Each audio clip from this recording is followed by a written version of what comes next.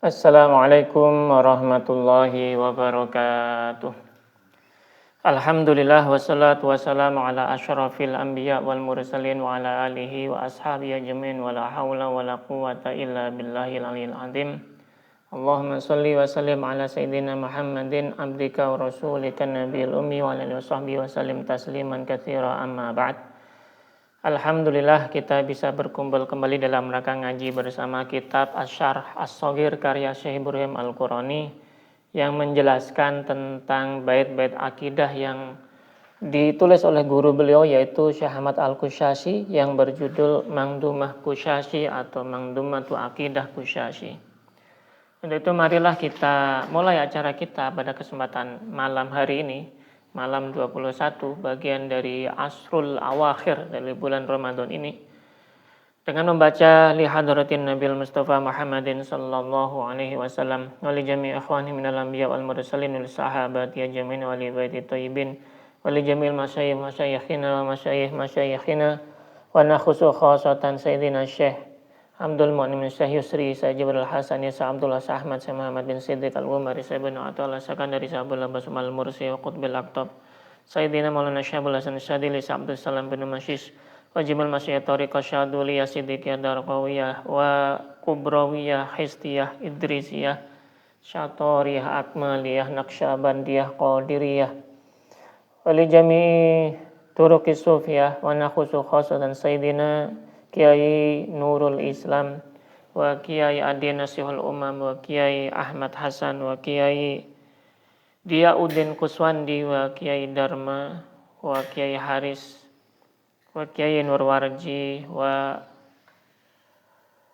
nakhusu khasatan Syekh Imam Fauzi wa Kiai Abu Syukur Salim wa Kiai Nur Basori wa Kiai Hasan Ulama wa Kiai Haji Abdurrahman Tegar Rejo wa Syekh Abdul Muhib Amijahan Syekh Abdul Rauf Al-Fansuri Al-Jawi Syekh Ibrahim Al-Qurani wa Syekh Ahmad bin Ali Asyinawi wa Syekh Ahmad Al-Qushasyi wa Syekh Sibaghatullah bin Syekh Ruhullah Syekh Wajiuddin Al-Alawi Syekh Muhammad Ghaus Syekh Hadiyatullah Sarmas Syekh Al-Hadz Khuduri Syekh Al-Qudin Syatari Syekh Abdullah Syatari wa jami'i masyayikhihim wa talamidihim wa man intasaba ilaihim furu'ihim wa usulihim lahum minna jami'an.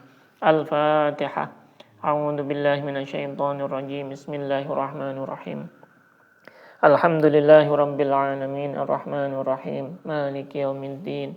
Iyyaka na'budu wa iyyaka nasta'in ihdinas siratal mustaqim. Siratal ladzina an'amta 'alaihim ghairil maghdubi 'alaihim waladdallin. Amin.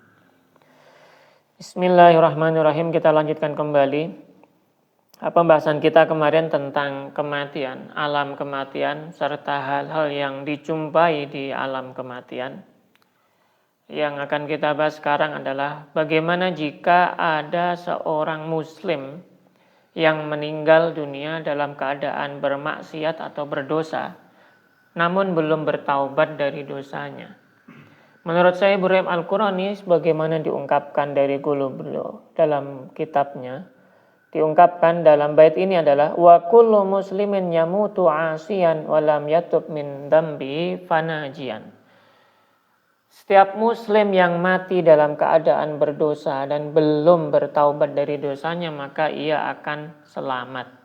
Au fayakunu najian ala tafsil, yakni pada akhirnya dia akan selamat berdasarkan beberapa rincian. Yang pertama adalah wa huwa fi qawlihi imma bi'afillahil wal ghufran au ghufranihi. Bisa jadi selamat karena ampunan Allah dan pemaafannya sebelum qabla dukhulin nari, sebelum ia masuk neraka, wal hawan, dan merasakan kehinaan atau siksaan. Au ba'dahu biqadri ma qadahu, ataupun juga bisa setelahnya sesuai dengan kadar yang dia tentukan, atau bahkan mungkin disiksa dahulu sesuai kadar dosanya baru kemudian dimaafkan. Dan kadar siksaannya itu berbeda-beda, durasi dan intensitasnya sesuai dengan amal mereka. Yang paling penting adalah diungkapkan di sini, Tsumma rahmatullahi biman sya'a minhum wa dzaka ay islamul ladzi shara sababan linajati. Kemudian rahmat Allah itulah yang menjadi kunci bagi siapa yang Dia kehendaki di antara mereka.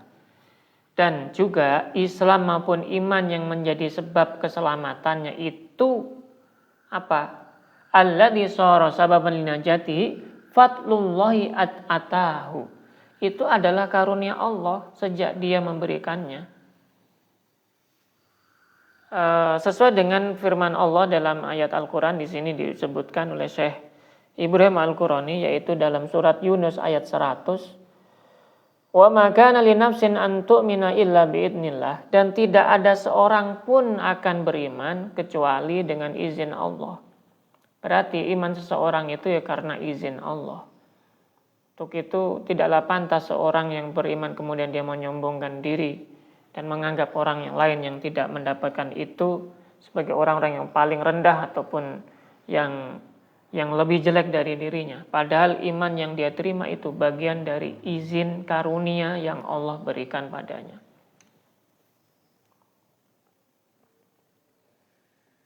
Faman udzina lahu fi dzalika faqad tafaddala 'alaihi bi asli kulli khairin wa ra'sihi. Dan barang siapa atau yang diberi izin untuk beriman, maka Allah akan memberinya pokok dan pangkal segala kebaikan untuk melakukan hal-hal yang baik. Berarti kuncinya yang anugerah keimanan itu yang menjadikan seseorang baik. Wa indahu, dan Allah wa indahu ay inda khurujihi minan nar, dan ketika keluarnya dari neraka atau keluarnya pendosa itu dikeluarkan dari neraka, itu pada hakikatnya lah minan nari bi islami, berkat imannya atau Islamnya. Dan pada saat itulah yawaddu kullu kafirin fi jahannam. Jadinya orang-orang yang kafir di jahannam, di neraka jahannam itu, yarahu atau barahu kharijan minha bitauhidi, berandai-andai melihatnya keluar dari neraka berkat tauhidnya.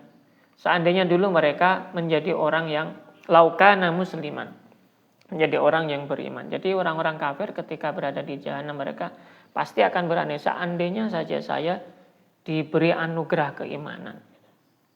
Kama waruda dzalika fi tafsiri qouli ta'ala, sebagaimana diungkapkan dalam tafsir surat Al-Hijr ayat 2 yang bunyinya adalah rubbama yawaddul ladzina kafaru law kanu muslimin. Orang-orang kafir itu seringkali nanti di akhirat menginginkan, berandai-andai kiranya mereka dahulu di dunia menjadi orang-orang yang muslim. Ini di surat Al-Hijr ayat 2. Namun wama min nasirin, namun tidak ada penolong bagi mereka. Tentu kalau seperti itu yang terjadi adalah li'annahu nadamatun ala kufri haitsu la yanfa'ul qadam. Penyesalan tiada lagi berguna di kemudian hari gitu. Tsumma fassala ma tablu manahul kalam asabiq limazidil idah. Kemudian penulis merinci lagi keterangan tadi dengan tambahan keterangan yang lebih lengkap, yaitu di dalam baitnya yang berbunyi faman yakum murtakiban kabirahu wa mata walhal annahu lam yatub fakhut tahrirahu. Maka barang siapa yakun murtakiban, yang melakukan dosa kabirahu, dosa besar, dan mati dalam keadaan belum bertaubat halnya atau kondisinya itu, maka ambillah penjelasan yang selaras dengan Al-Quran dan Sunnah. Ini menurut nazimnya yang mengarang baitnya, yaitu Syekh Ahmad Al-Qushasi. Kok bisa seperti itu? Ya karena memang sesuai dengan Al-Quran dan hadis. Sesuaikan dengan ini, muwafiqan linususil kitab wa sunnah bi annahu, ini kuncinya, kaifa yasha'ullahu min afhi aw nikmatin tarza'u nasiban minhu syai'an. Nah, bahwa hal itu terserah kehendak Allah, apakah dengan memaafkannya atau memberi siksaan padanya atau ditimpakan padanya. Hal ini berdasarkan tentu firman Allah. Di sini diungkapkan wa yaghfiru ma duna dzalika liman yasha. Surat An-Nisa ayat 48. Dan Allah mengampuni dosa selain syirik bagi siapa yang Dia kehendaki. Artinya apa? Dalam ungkapan ini diungkapkan bahwa wa yahrujan binuni taukid al-khulul darura ala tafsil sabiq la yakhludan finnar, bahwa orang-orang itu walaupun melakukan dosa besar, seorang mukmin yang melakukan dosa besar, mereka tidak serta-merta dianggap kafir atau syirik dan sebagainya. Tentu pasti ke neraka dahulu, namun tidak kekal. La yakhludan finnar, di sini pakai taukid, mereka akan keluar, benar-benar keluar dari neraka dan tidak kekal di neraka. Dasarkan ayat tadi, Allah mengampuni dosa, berarti dosa yang besar. Selain syirik ya, selain syirik artinya syirik itu menjadi pengunci utama bahwa ini yang tidak bisa diampuni. Jadi selama dia tidak mensekutukan, berarti orang yang beriman maka tetap diampuni apapun dosanya selain syirik ya. Kama yaz'umuhul Mu'tazilah sahat bidzalika, tidak seperti yang diungkapkan oleh orang-orang Mu'tazilah. Kenapa? Orang-orang Mu'tazilah itu memiliki klaim yang berbeda. Mereka mengatakan bahwa pelaku dosa besar itu tidak akan diampuni, maka mereka kekal di neraka. Menurut orang-orang Mu'tazilah.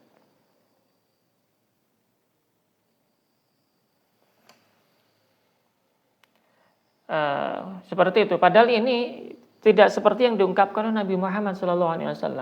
Makanya diungkapkan oleh Syekh Ibrahim Al-Qurani di sini berdasarkan keterangan dari guru beliau, yaitu dari bait sahat bidzalika, benar tentang seperti itu tadi. Maksudnya apa? Tentang tidak kekalnya seorang pendosa yang melakukan maksiat belum bertobat. Dia akan tetap masuk neraka namun tidak kekal di dalamnya. Dan itu benar sesuai dengan sunnatun Nabi al-Mukhtar, sesuai dengan sunnahnya atau sabdanya Nabi Muhammad SAW sebagai Nabi yang terpilih, fi ghairiha haditsin sahihin, dalam hadis yang benar. Minha, diantaranya adalah haditsu Abi Dzarin al-Musyar ilahi biqaulihi wa in yakun zana kada wa in saraqa wa syaribal khamra wa rannaqal hadaqa. Itu dalam baitnya diungkapkan begitu oleh Syekh Ahmad Al-Qushashi. Ini sedikit cuplikan dari hadis yang diungkapkan tadi. Artinya, meskipun dia orang yang berzina, orang yang mencuri saraqa, maupun syaribal khamra, dan melakukan berbagai macam dosa seperti rannaqal hadak. Hadak itu pandangan mata, merusak pandangan mata dengan maksiat, melihat yang haram dan sebagainya. Atau kaddaro nadron iladul matil isyan,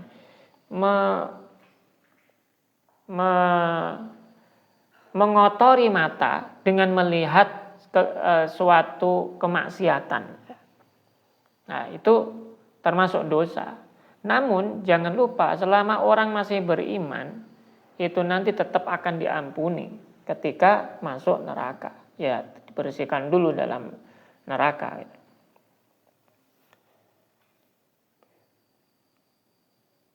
Kada qala Allahu, demikianlah yang Allah firmankan fil kitabi, di dalam Al-Qur'an. Haitsu qala, yaitu dalam ayat innallaha la yaghfiru an yushraka bihi wa yaghfiru ma duna dzalika liman yasha. Surat An-Nisa ayat 48. Sesungguhnya Allah tidak mengampuni dosa syirik, la yaghfiru an yushraka, tidak mengampuni apabila dia disyirikan, maksudnya dosa syirik. Namun dia mengampuni segala dosa yang selain dari syirik itu. bagi siapapun yang dikehendakinya. Nah, ini menjadi dalil atau poin kunci dalam keterangan ini selain disebutkan oleh hadis Nabi Muhammad tadi ya. Artinya apa? Dosa besar sebelum taubat posisinya berada di bawah dosa syirik. Berarti hierarki dosa itu yang paling tinggi syirik dan ini tidak diampuni.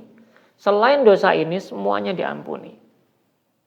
Untuk itu ketika kita membicarakan tentang hal ini, hal yang seperti ini, melihat orang dia melakukan dosa besar dan sebagainya, tidak boleh serta-merta kita mengatakan kafir, terus kamu syirik dan sebagainya. Padahal dia masih beriman kepada Allah. Nah.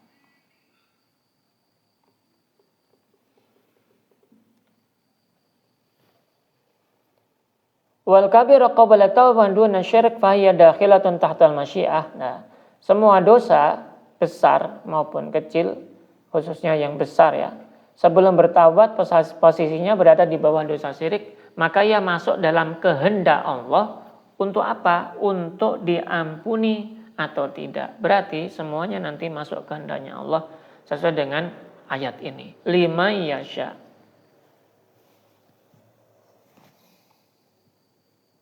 Qala fi syarhil mawaqif, diungkapkan oleh penulis syarah mawaqif, wala yumkinu taqyidu bitaubah li'anna al-kufra maghfurun falyalzam tasawi ma nafa'anhu al-ghufran wa ma athbata lahu wa dzalika ma la yaliqu bi kalami aqilin. Ayat ini tentang ampunan bagi selain syirik tidak bisa dibatasi atau ditakyid, diartikan hanya untuk orang yang sudah bertaubat. Berarti orang tobat dia diampuni? Enggak. Ini bukan berbicara tentang tobatnya ya.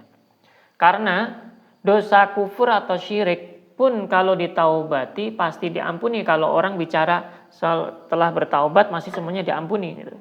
Artinya berarti kuncinya di taubat, bukan. Kalau tobat semuanya akan diampuni kan, mestinya begitu. Baik dosa yang besar maupun kecil, bahkan dosa syirik gitu. Tapi faktanya di sini ada perbedaan. Perbedaan apa? Perbedaan status dosa, bukan status ampunannya. Jika ayat ini bicara tentang orang yang bertobat, umpamanya begitu ya. Berarti dosa syirik dan non syirik statusnya sama-sama akan diampuni. Kalau ayat ini bicara tentang orang bertaubat. Makanya yang dibicarakan konteksnya dalam ayat ini bukan taubatnya.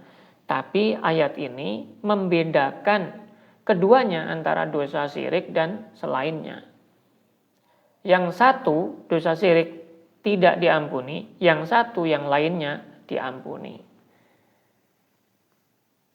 Untuk itu, bagi orang yang menyamakan keduanya, itu tidak layak diucapkan, khususnya orang yang berakal. Apalagi ini berhubungan dengan firman Allah. Gitu. Karena konteksnya nggak bicara tentang tobatnya, bicara tentang perbedaan dosa tadi. Oleh karena itu, di dalam baitnya, Syekh Ahmad Al-Qusyasi mengucapkan, Fala tubali ba'da hadza. Janganlah engkau peduli penjelasan teks ini wa mithli minan nusus dari orang yang min murtabin, orang yang ragu tentang keterangan ini tadi, seperti orang-orang Mu'tazilah, bahwa orang Mu'tazilah seperti tadi dia menganggap orang yang berdosa besar dia tetap tidak akan diampuni kalau dia belum bertobat. Ketika masuk neraka selamanya di sana. Tapi kalau dia bertobat, menurut orang Mu'tazilah semuanya diampuni gitu. Kan jadi ada semacam standar ganda seperti itu. Maka jangan percaya dengan ungkapan itu. Itu termasuk orang yang ragu-ragu gitu. Jadi al-mu'awwil yushbihul murtab, ataupun penjelasan-penjelasan yang mirip dengan keraguan. Linhirafi ta'wili an manhajil usul as-sorih, yang menyeleweng penakwilannya atau penafsirannya melebihi dari apa yang sudah diputuskan di dalam metode-metode usul yang telah jelas. Untuk itu fargham bihi, bima warada fi dzalika anfa abiyin mutamanni'in. Untuk itulah gosokkanlah hidungnya orang-orang yang ragu-ragu tadi, berarti orang yang seperti paham Mu'tazilah dan segalanya itu, dengan debu. Berarti suruh ini kan debu terus ini kan. Beratnya itu untuk mengatakan mereka salah gitu.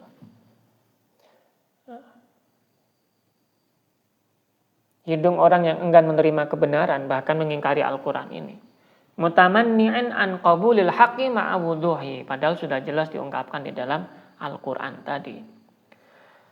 Jahidin yang ngeyel, yang apa istilahnya, yang tetap membangkang ya. Liwaridil kitab, dari penjelasan yang diungkapkan dalam kitab Al-Quran.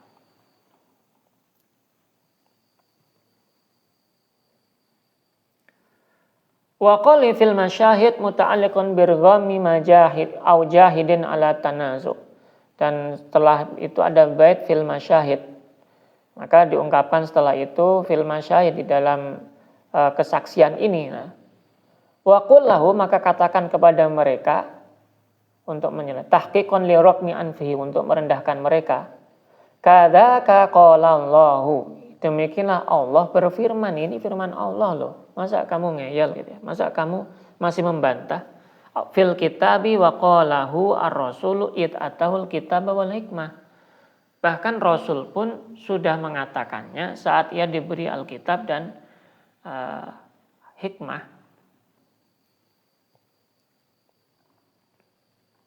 Fa idza qulta dzalika faqad addaita ma 'alaika minan nasihah. Jika engkau telah melakukan itu, berarti engkau telah menunaikan kewajiban menasehati dalam hal agama, fiddin. Walaysa 'alaika an yaqla'an batili. Dan bukan kewajibanmu untuk memaksanya meninggalkan kebatilan itu. Pendapat yang batil itu maksudnya. Qala Allah Ta'ala li rasulihi, sebagaimana Allah berfirman kepada Rasulnya di dalam surat Al-Baqarah ayat 272 yang bunyinya adalah laisa 'alaika hudahum, bukanlah kewajibanmu menjadikan mereka mendapatkan petunjuk.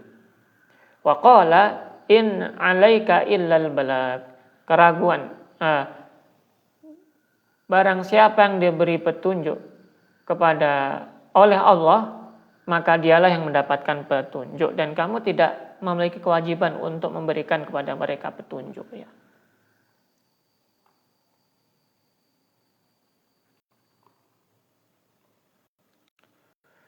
Faraibu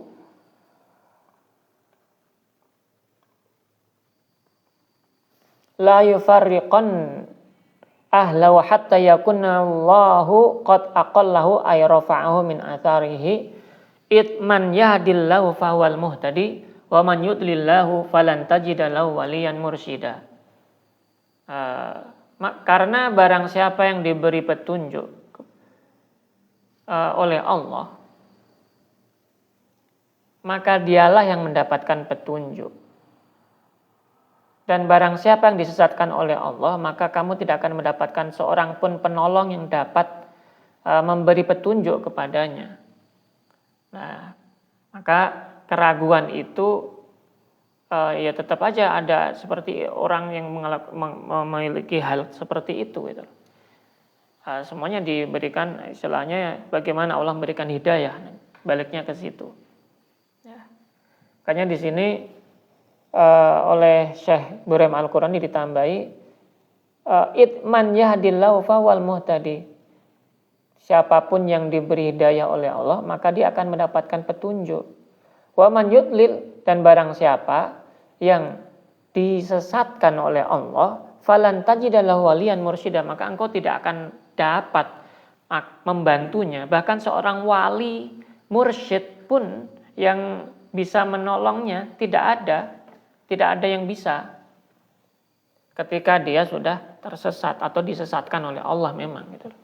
Makanya di sini diungkapkan oleh Syekh Ibrahim Al-Qurani di akhir penjelasan ini adalah Allahumma hdina fi man hadait. Ya Allah, berikanlah kami petunjuk ke dalam golongan orang-orang yang Engkau beri petunjuk. Amin. Itu yang diungkapkan oleh Syekh Ibrahim Al-Qurani di akhir penjelasan tentang bab ini, akhir bab ini. Poinnya adalah yang kita tangkap dari apa yang diungkapkan oleh Syekh Ibrahim Al-Qurani dari penjelasan beliau ini, berdasarkan bait-bait akidah dari guru beliau, bahwa orang yang melakukan dosa besar atau murtakibul kabair itu merupakan perdebatan antara golongan Ahlussunnah dan orang-orang yang lainnya, baik Mu'tazilah maupun Khawarij. Orang-orang Khawarij, mereka menganggap pelaku dosa besar seperti pezina, pencuri, langsung jadi kafir dan kekal di neraka. Itu menurut mereka. Makanya kita wajar melihat orang yang memiliki model seperti Khawarij ini gampang-gampang mengkafirkan orang lain. Sedikit berbeda paham, oh dia telah melakukan maksiat, kafir. Ini karena tidak taat perintah Allah berarti kafir kepada Allah, nah, seperti itu. Itu bagi orang-orang Khawarij. Padahal tadi sudah dijelaskan bahwa bahkan Nabi pun juga menjelaskan, bahkan di Quran pun diungkapkan bahwa siapapun manusianya yang melakukan dosa besar ya, selain syirik ya, dan syirik pun harus diperinci, ada beberapa rincian, itu akan diampuni. Mu'tazilah, pelaku dosa besar bukan kafir menurut orang-orang Mu'tazilah. Jadi menurut mereka, orang yang melakukan dosa besar itu dianggap fasik, namun kekal di neraka kalau dia belum bertobat ya. Sedangkan golongan Ahlussunnah yang menjadi poin inti dari keterangan Syekh Ibrahim Al-Qurani itu menyebutkan bahwa pelaku dosa besar meskipun dia belum sempat bertaubat, statusnya terserah Allah. Bahasanya adalah tahtal masyiah. Semua dalam lingkup kehendaknya Allah. Allah berhak langsung mengampuninya atau menyiksanya dulu di neraka. Tapi yang jelas, selama dia bukan orang yang syirik ya, dia tidak akan kekal di neraka. Selama ia punya tauhid di hatinya, dia pasti akan diangkat dari neraka.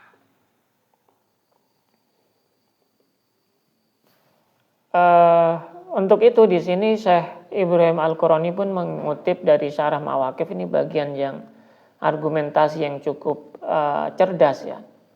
Sebagaimana diterangkan untuk memukul mundur pemahaman orang-orang Mu'tazilah tentang surat An-Nisa ayat 48 yang maknanya adalah Allah tidak mengampuni dosa syirik tapi mengampuni dosa di bawahnya.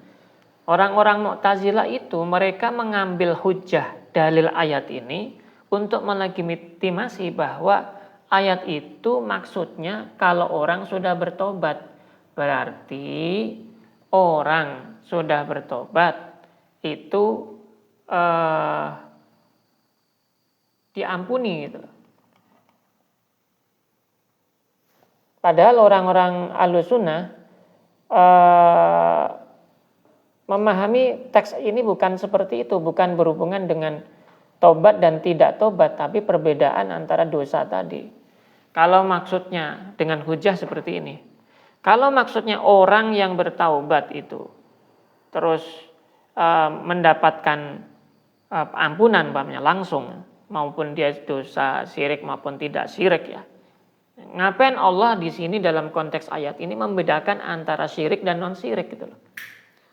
Orang kalau sudah taubat dari syirik, baik dari memiliki agama yang lain selain Islam namanya, lalu masuk Islam, dosanya diampuni.